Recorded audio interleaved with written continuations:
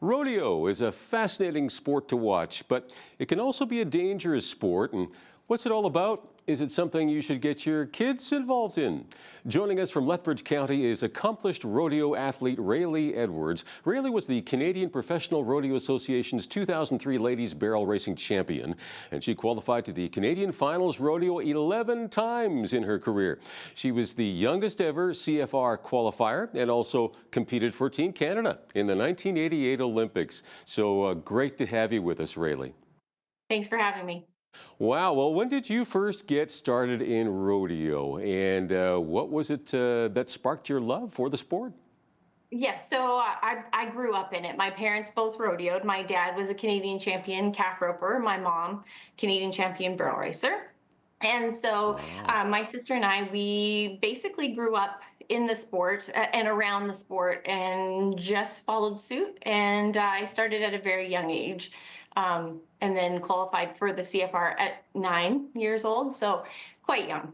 I've been That's at it for neat. quite some time. Yeah, and I know when I was lining up this interview as well, I chatted with Dwayne Kessler. Again, you see that in the family, right? Runs in the family, runs in your Yeah. family, I love to see that. I Yeah. mean, at what age, I guess, should youngsters start training and competing? I mean, yeah, how early? There isn't really a right or wrong answer to Okay. that, to be quite honest. For me, I grew up in it, so I was immersed in it from the get-go, where some people might not have grow up in anything in an environment like that, and they would just have a love for animals even, and that might trigger them to want to do it. So there's, all stages that you can start this process at, I guess, basically is what I'm trying to say. So, Yeah, sure. I mean, somebody could start, maybe it's a late start, but if they're 11 or 12, I mean, they could start, right? Others start like, 7 years old, right? yeah, 11, 12. There's a lot of opportunities. There's high school rodeos, junior high school rodeos, and I believe grade 5 is they seem to keep expanding the starting point for the junior high. So they have different events that obviously aren't going to be like your main, like saddle bronc riding, all of those. So they'll be equivalent to the age, or like appropriate, age appropriate. But grade 5 to grade 8 is junior high, and then grades 9 through 12 is high school rodeo. So my daughter actually high school rodeos, but she plays volleyball as well. So she kind of is getting her experience in all kinds of different things, and rodeo is a little she can dabble in it a bit yet. And Wow. Okay. And yeah, and, and how long are you now? I think you're still competing, aren't you? I am. Yes. Wow. Yeah. So Okay. yes, And you're like not what, full time, 29, but something like that. So, been at it for a right. while. Hey, does part of the love of rodeo come from the social interaction? I mean, every time I go to a rodeo, there's just a ton of community events that kind of knit people together. Absolutely. You travel to all of these rodeos and often, travel with another person at the same time, like a traveling partner. You develop friendships for sure. And you're in a circuit. So you're traveling all to the different same place, like different locations through the whole summer, through the whole winter, whichever. So yeah, you really do get to know these people, your competitors, your fellow competitors very well. And so it is definitely a very tight knit group. If somebody's down, they'll help you out, or vice versa. Yeah, yeah, I see that a lot where it's, it's not like it's necessarily a nasty competition, but actually you're helping each other out. You all have a love for the same thing, and of course you're competitive, but yeah, I mean, it's so good to see that. Yeah, tell us a bit about barrel racing. I mean, how do you train for something like that particular sport? And I'm guessing there are some particular physical demands on your body when you're barrel racing, or if you're riding a bucking bronc for that matter as well. Yeah, totally. Different. Yeah, different events require different preparation. For myself, probably don't want to get too, uh, I want to be strong. As far as like like for the competitor myself, core strength, things like that are really important. And then my horse's condition needs to be very well, like they need to be in very good shape as well. So if we treat each of ourselves, my partner, my horse, and myself as an athlete, then you're headed in the right direction. But like different events will require different um, You just want to be fit. Oh, for sure. Yeah, because sometimes I think people go like, "Oh, it's a rodeo." I mean, are they really athletes? Oh, yeah. I'm Yeah, going. If you ever tried doing what they're doing, you'll find out pretty quick. Even with yeah. barrel racing, I know it's not bull riding, but man, you see the angle that horse is at. Man, Right. that You is wanna like have good it's crazy. balance. Yes, good balance and timing. Like, for example, if my husband doesn't ride, but if he does, he'll be so stiff for a couple days Oh yeah, afterwards. I Our legs believe it. are relatively Okay. strong. Well, Yeah. do you ever get tired of the constant travel, the demands that come with that? Because you're always on the road, it seems, right? And of course, there's expenses that come along with that. Absolutely. So currently, I am not going super full time.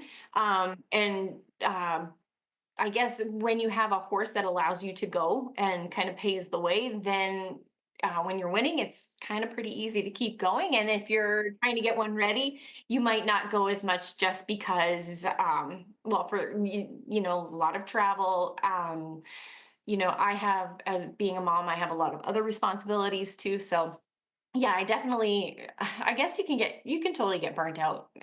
But I do love it. So when the right horse comes along, I'll probably be hitting the trail, that's for Yeah, sure. it's probably similar to hockey moms, right? You're always on the road, carting your kids around, and it's similar with this, but there's just such a love and a passion for the sport. So, bull riding, often the highlight of a rodeo, right? Who's winning, the cowboys or the bulls, right? It's just so crazy and dangerous, these powerful, huge animals. I know you've got to stay on at least 8 seconds. I know that much about rodeo, but what else do the riders have to do in order to earn some points?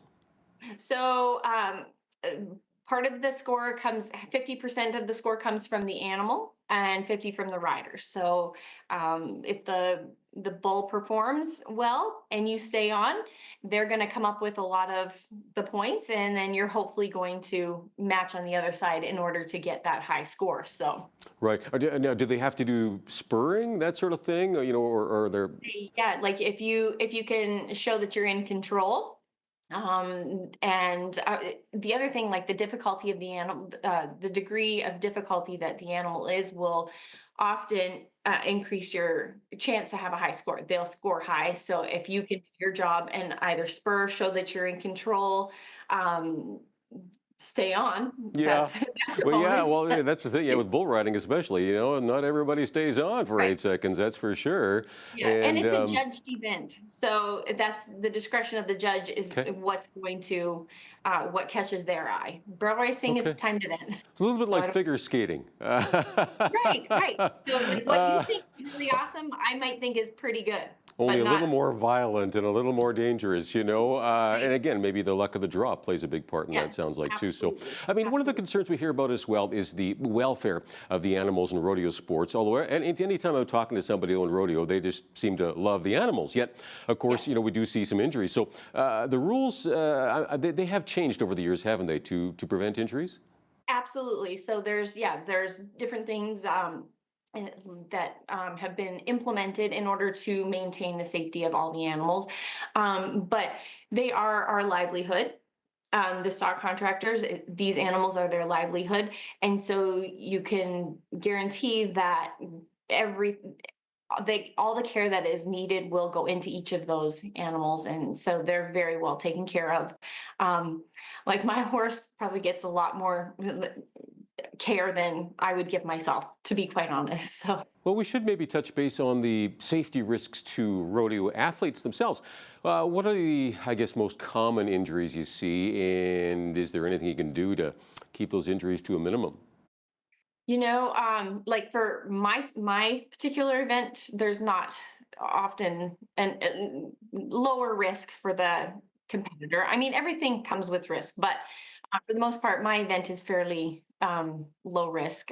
Your steer wrestlers, they're going to have knee troubles possibly, but for the most part, if they're fit and and technique is right, um, things should they should be okay.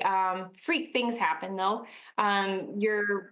Your bareback riders, they're wedged in there. If there's a hang up, there could be, Yeah, you get jammed when I against say like a the hang bars up, sort of thing, or if you maybe get a concussion by landing on your head sort of thing, I was or gonna say there's a lot of concussion situations with bull riding, head to head contact or just hitting the ground right or wrong, mostly wrong. But yeah, so there is a lot of risk. Getting stepped on, that's Yeah, yeah, that's yeah. this doesn't So sound yeah, fun. no, the rough stuff, Can you yeah. explain a bit about what breakaway roping and calf roping are all about? You bet. So the difference between the two. So the breakaway roping is a female, a women's event that is really catching steam. It's extremely popular, and it's well, actually, for the first time, it'll be at the Calgary Stampede this year. So Oh, that's okay. awesome. It's in a lot of rodeos already, Hmm. and there is a little string that's tied onto the end of the rope to the horn. And so you have to have a bell call. It has to go around the neck. It can't have a leg or anything like that into the loop. And it just breaks off the horn really easy. And so Okay, then as soon as it breaks off, the time stops. So it's gotcha. really cool. And then Okay, calf roping it, you catch and then you have to tie down. So right. it replicates, old times and what has to be done if you're working on a ranch or whatever and having to Gotcha. do Okay. doctoring or whatever. Yeah. So, Well, years ago in a media event, I think it was called calf dressing. You had to get the back of the, you had to put a sack on the back oh, of the calf's legs or something like that. And I learned firsthand going, yeah, this isn't as easy as it looks. no, they don't So, wear pants often. yeah. Well, so, hey, what do riders need to do to earn points? Now, let's say saddle bronc and also bareback riding. Again, that's again having to do with how you spur and that sort of thing, right? Yeah, correct. So, Okay. the bareback riding obviously is a different setup as for how the competitor is on the horse. So it's a riggin and it's like a suitcase handle that their hand will go into. And so then um, saddle bronc riding obviously has a saddle, no horn in the saddle. It's an association tree, they call it. But both events, you're going to have to mark the horse out, which means that very first jump that the animal takes out of the chute and when their feet hit the ground, the rider's feet have to be forward and at the point of the shoulder and still there when they take that first jump.